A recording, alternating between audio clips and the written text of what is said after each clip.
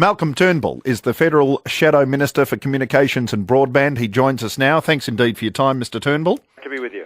Now, Anthony Albanese is the new man you'll be shadowing. Do you think they have given enough emphasis to communications and broadband, given his other gigs? He's also got infrastructure and transport. Well, I think he will. I think he does, and he's also the chief tactician for the Labor Party. So I suspect Albo will be spending most of his time between now and the election focusing on very political matters rather than anything to do with his portfolio, let alone this new portfolio that he's just inherited today from Stephen Conroy. But NBN was it not at the last election, and certainly in 2007 as well, a real plus for them? Yes, I think it was a plus for them at the last election because they managed to frame it as the question being, if you weren't in favour of the NBN, you weren't in favour of their NBN, you weren't in favour of broadband at all. And that has all changed now because I think what people understand is that we the coalition, are committed to completing the construction of the national broadband network, but we are going to do it in a manner that is more cost effective. So we'll complete it sooner and it will involve less public money. We'll save, on our estimate, in excess of $60 billion in the construction. And, of course, as a consequence, it will be more affordable. But that's the big difference. Also, according to many people, less technologically advanced as well. Well, that people say that, but the approach that we're taking, which is not to take fibre into every single premise, every flat, every cottage in Australia, but to take it to the areas where it is cost effective to deliver it or where there is the demand that justifies it. That approach will ensure that everybody has access to very fast broadband that is more than adequate to meet deliver the applications and services they need or are likely to need in the foreseeable future, but do so at a much less cost. I mean, you've got to remember, this project, we believe, and people can read the policy, that's all on my website and the party's website, we believe Labor's project will cost at least $94 billion to complete. So it's a stupendous sum. And it isn't even getting there. I mean, the NBN, as of June 22nd, had passed 142,000 premises with fibre in the built-up areas, the so-called brownfield areas. Now, in December 2010, the target for June 30 this year, when they set out their corporate plan, was 950,000. So they're at less than 15% of that target. And of those 142,000 that they have passed, or claim to have passed, a quarter cannot currently access an active service because they live in blocks of flats and multi-dwelling units that if someone rings up and says, I see you've been out there in the street, I'd like to be hooked up, they say no can do. So if the objective is to ensure that all Australians have access to very fast broadband, 6 years later, it has failed. This project is just not getting there. There were 2 million people in 2007, or 2 million premises in 2007, that didn't have access to very fast broadband. Virtually no dent has been made in that in the intervening 6 years, and that is a disgrace. Now, moving on to the broader change, well, I've just been handed a Roy Morgan poll, which now puts the ALP at 51.5 and the Coalition at 48.5. I'm not sure I exactly believe that, but there are obviously the polls, you would have seen the polls, and they've tightened. Were you expecting them to be as dramatic as this? Well, look, we always assumed that the polls would tighten, regardless of whether it was Rudd or Gillard at the helm, because federal elections are always close. So that is the first thing. I never doubted that Kevin Rudd was more popular than Julia Gillard. It's always a matter of some astonishment to us that the Labor Party didn't make this change earlier.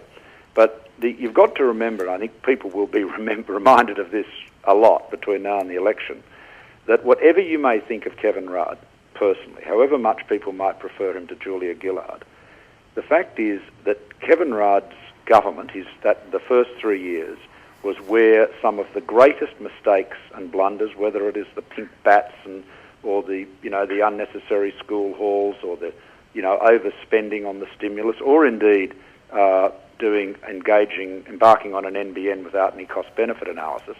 All of that was undertaken under his reign.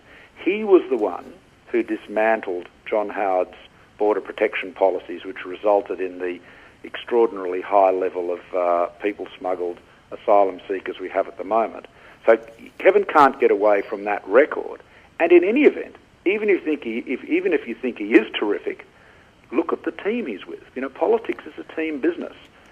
Kevin Rudd, if you vote for Kevin Rudd, why do you think you'll end up getting him? They voted for Julia Gillard in 2010 and now they've got Kevin. Voted for Kevin in 2007 and got Julia. Labor went to the 2007 election promising to introduce an emissions trading scheme and dumped it. They went to the 2010 election and promised not to put a price on carbon, not to have a carbon tax, and introduced one.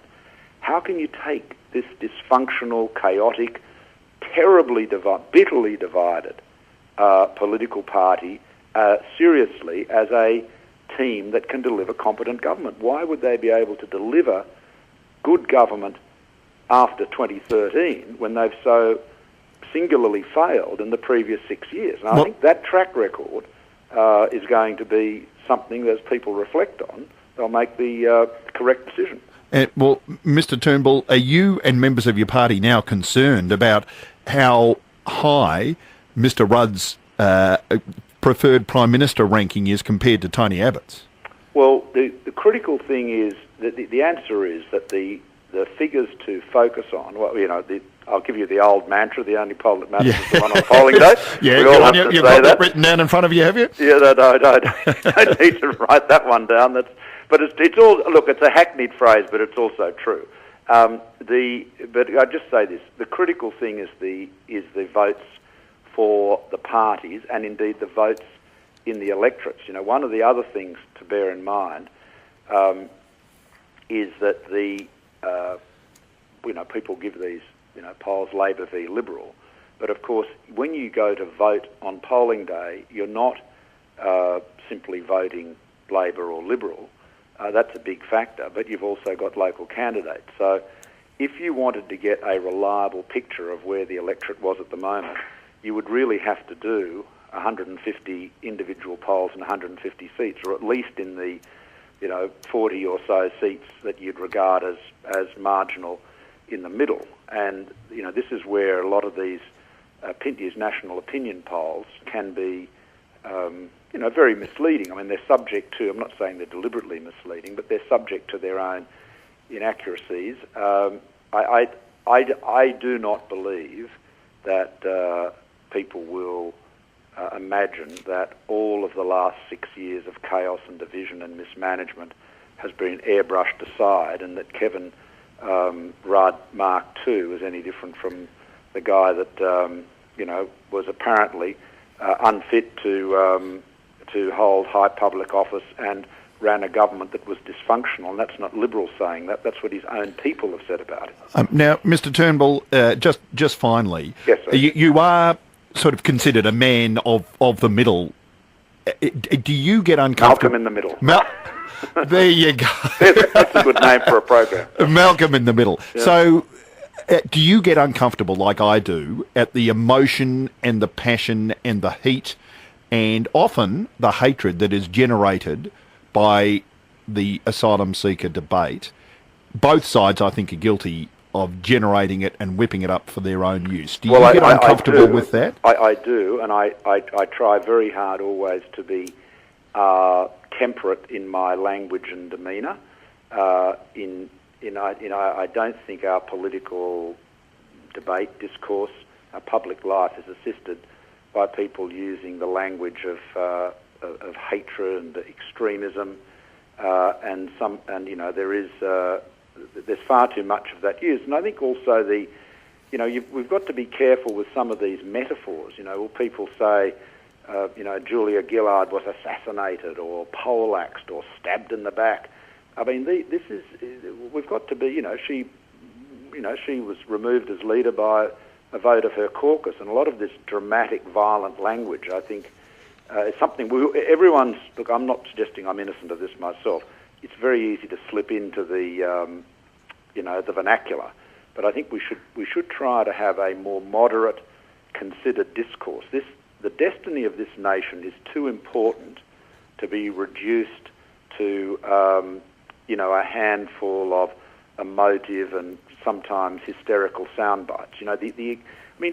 Look at Labor on the NBN. Just for an example, they have got advertisements out there in the community saying connecting to Labor's NBN is free. Now that is just an outright lie. It's not free. Okay. If you're going to have a contract with a retail service provider, and he's going to ask you to pay X dollars a month. Okay, we do have to move on, Mr. Turnbull, but I do appreciate your time. Thank you very much. It's always good to speak to you.